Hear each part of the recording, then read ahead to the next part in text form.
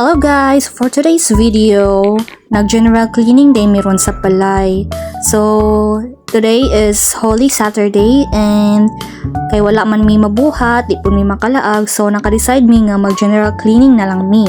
And among giuna is ang sala and among gitangtang ning cabinet kay murag sa gabal na gyud siya diri sa sala. Lain na tan-awon and ibalhin man ni sa kwarto nilang mama. So, arang bugata gyud ni siya kaayo and tagbaw jumiani og tangtang and si papa nagkuha na sa mga lansang, si mama nag-anam purog silhig sa mga abog-abog and nilandang na jud siya tan-awon nga nawa ang cabinet and karon namo na sang gibalhin ang among divider, among gibutang dira nga side kay dugay na jud na namong plano but karon pa namo nalihok. And of course, si mama again, nanginlo na pod, nanarapo, nanilihig, and tuapa, nanilihig na pod, and nagpahaway sa sila, nagkaon gamay, kay syempre gutom biya po niya manghinlo, no? And ako na po yung nagpunipuli ni mama, ako yung nanarapo sa mga santos, di trapuhan na ko, kay abog na pod kaayo.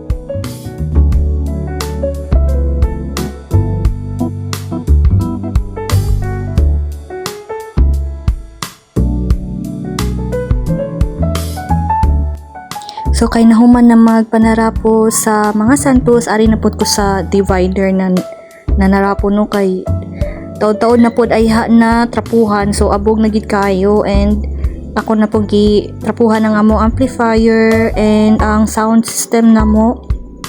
And of course, ang mga trophy trapuhan sad, make sure nga wala nang mga abog-abog.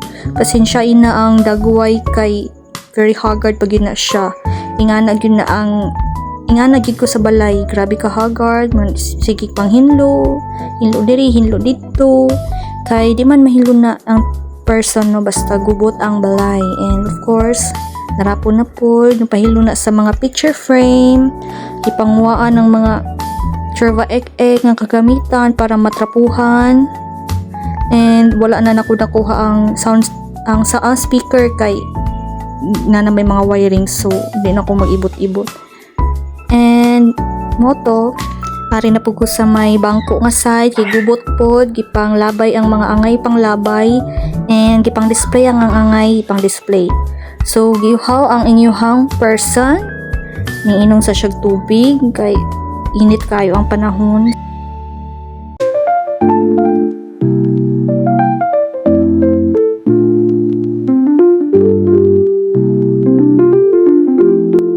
So nangayo po ang usa ka prinsesa og tubig kay giuhaw daw siya, tuan ang laba dato. And kitagaan po nako, gitunulan ako ka syempre palangga biyan sa ati. And kisugo pod ko nga i-connect kuno ang extension wire kay magwashing na siya. So okay, your wish is my command, my dear. And iabot si papa ng chika unsay among gibuhat. So tuan ang laba ng hinlo and moto.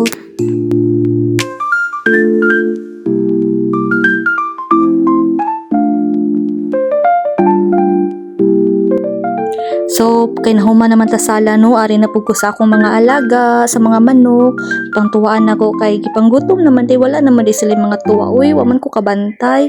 And kana gikuhaan ako ang lang sula nagtuwa, gibutangan and gibalik na pug sud. Ang tubig, akong i-make sure nga naisod ang tubig.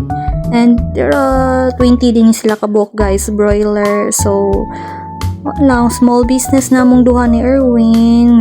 Unta mo, successful. Buhi-buhi in town mi og kuan, broiler.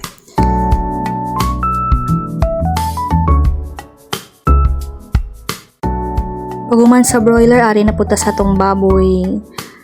Pang pistahay pohon na nami pang ihaw baboy and sa gustong mupalit pohon mudako naman ni just PM, you know, business po namong duha ni Erwin kalingawan kay syempre para nami additional income. So diri ari na pud ko sa kwarto nilang mama, ning tabang na pud ko kay napahilo na sila sa ilahang nag-assemble sila sa ilang higdaanan. So ari na pug ko Ang tabang nila, ambot og nabay natabang nagpuro sige ra maglingkod and chika, so at least na akong presensya, diba?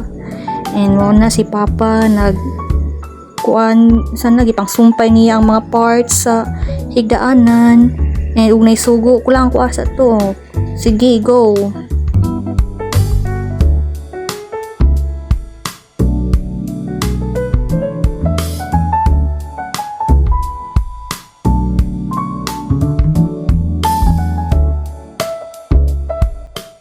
So pag human sa kwarto nilang mama, rin puso kong kwarto, no? Sa makita ninyo, grabe, kagubot kayo, ambot na lang sa kong kwarto, murag na giag-iag bagyo. Tanawa po diri, na-change din niya akong kwarto tungod kay si Michelle ning balhin man pansamantala, tungod kay naman bibisita pag last week or last week, and pohon mo balik na po to siya ni fiesta, so wala na nang gilabta ng iyang kwarto. So for the meantime nibalhin sa simityo sa mua, so na-change ang kuan sa akong kwarto forma. And karon gipanguha nako ang mga abubot kay trapuhan nako kay grabe na pud ka abog, no, di ara mo ni ang reality, grabe ka gubot. So sagdiran ma-arrange na, so silhagan sana ako una. Then pag kuman gitrapuhan og maayo kay grabe ka abog pod. And of course ang Durabox gitrapuhan pod.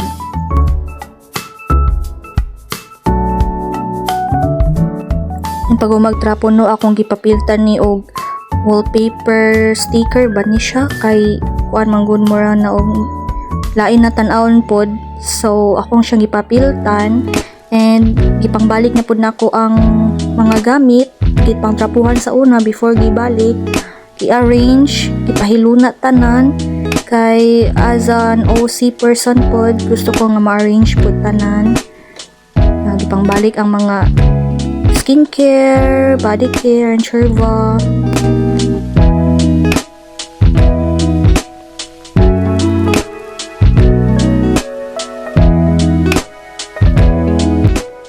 Grabe na jud kahagard ang first, no, kay wala pa jud nakaligo gyud ana nga time. Giuna ang pagpanghinglo para mahuman na tanan.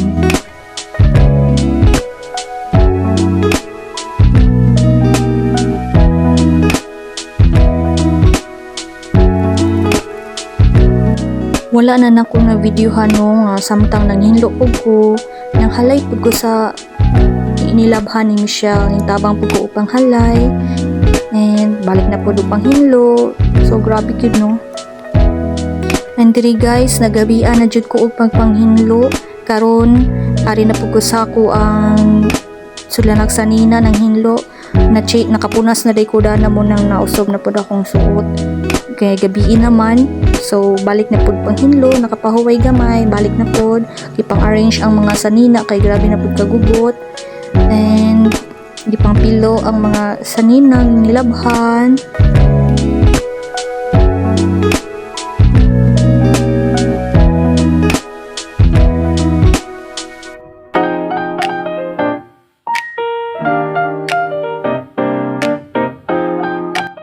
Paguman ari na po ko sa pika side sa mga saninang ni Erwin akong di pang arrange. And umana ari na po ko sa mga gipang halay pod nga arang guguta. So gipang tarong na kog halay ang mga towel, gipang arrange ang mga gamit sa katri, giapil po nako ang mga saninang Michelle kay nang lugwa na siya sa Durabox, no, and gipang arrange po nako siya.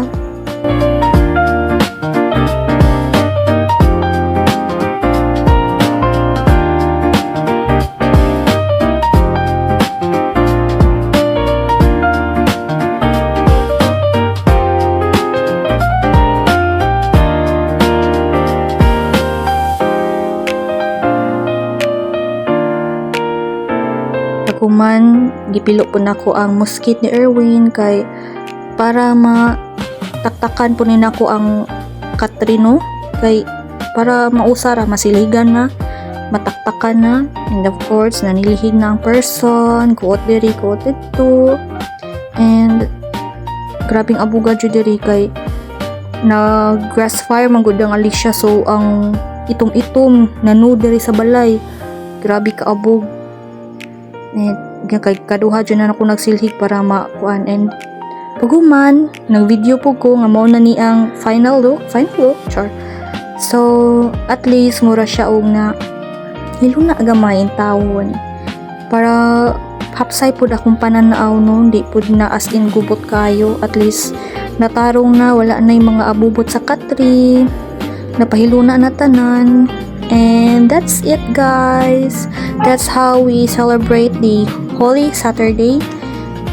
Nanghinlo me from morning till evening. So thank you for watching.